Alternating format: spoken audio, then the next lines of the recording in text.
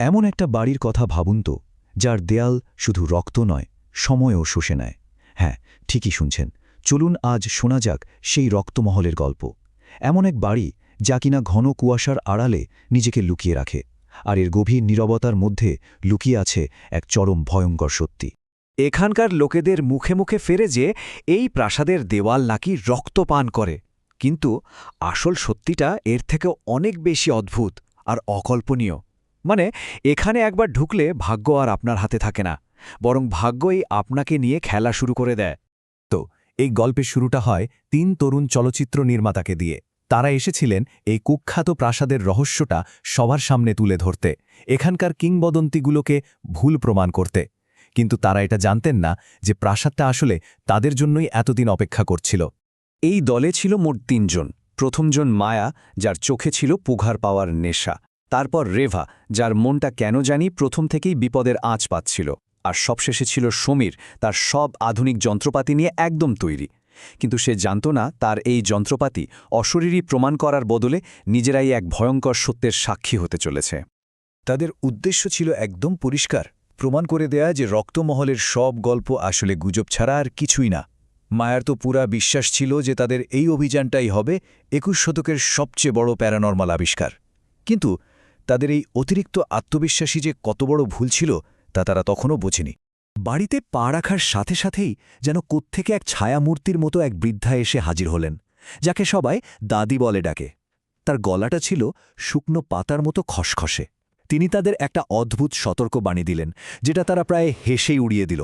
আর কথা শেষ হতেই তিনি ঠিক যেভাবে এসেছিলেন সেভাবেই যেন বাতাসে মিলিয়ে গেলেন। ভেতরে ঢোকার পর থেকে কিন্তু বাড়িটা তার আসল রূপ দেখাতে শুরু করে।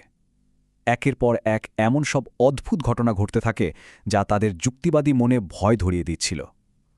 আর দেওয়ালের ভেতরের সেই ফিসফিসানিও যেন ধীরে ধীরে আরও স্পষ্ট হয়ে উঠছিল। হলঘরে ঢুকেই তাদের চোখে পড়ল একটা পুরনো পারিবারিক ছবি।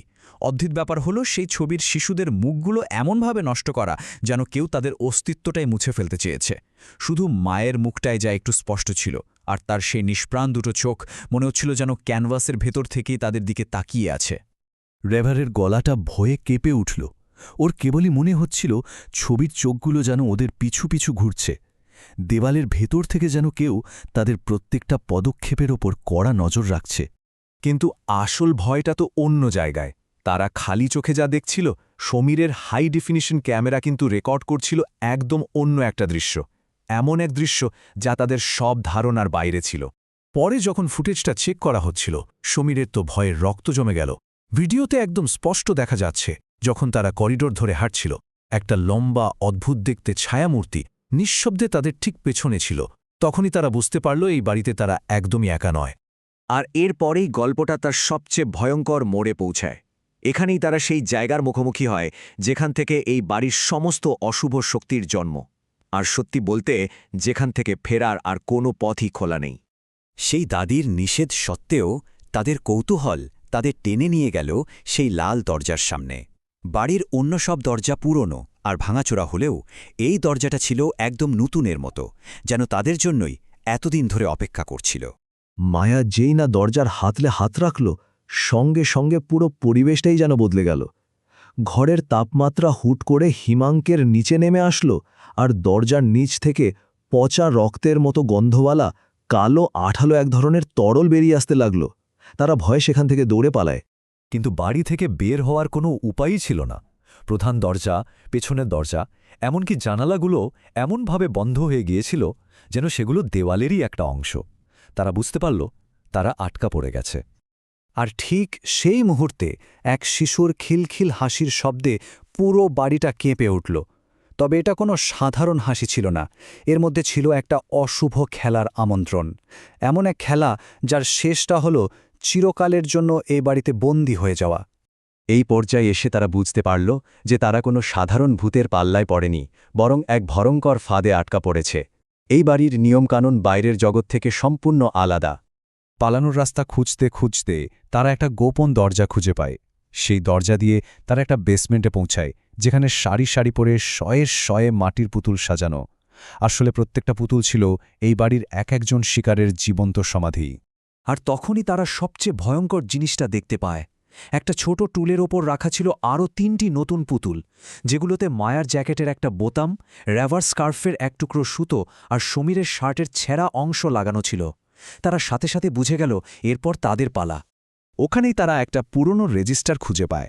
ভেতরে তাদের নামও লেখা ছিল, কিন্তু নামের পাশে লেখা ছিল এক ভয়ঙ্কর মূল্য, মায়ার কণ্ঠ, সমীরের দৃষ্টি আর রেভার আত্মা। আর তারিখগুলো, সেগুলো ছিল ভবিষ্যতের তারিখ।